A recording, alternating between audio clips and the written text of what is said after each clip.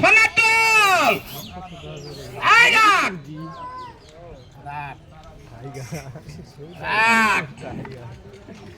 আচ্ছা আপা, এরকম একটা সাপ যদি একটা পুকুর পাড়ে থাকে আর একটা লোক সকালবেলা যদি একটা বদনা হাতে নিয়ে হাঁকবার বসে আর ওর পিছনে যদি কয় ফস, ওই লোকের আর হাঁকা হবে আব্বা?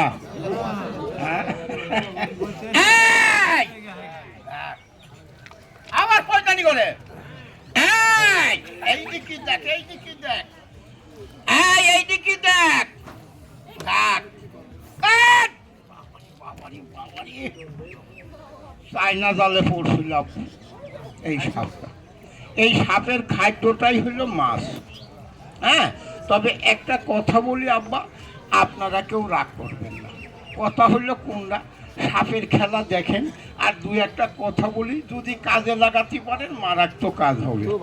হ্যাঁ, কোন কথাটা কব বাপ, এরকম সাপে যদি কোনো দিন আল্লাহ আপনাদের অমন দিন না করুক, কোনো দিন যদি কোনো লোক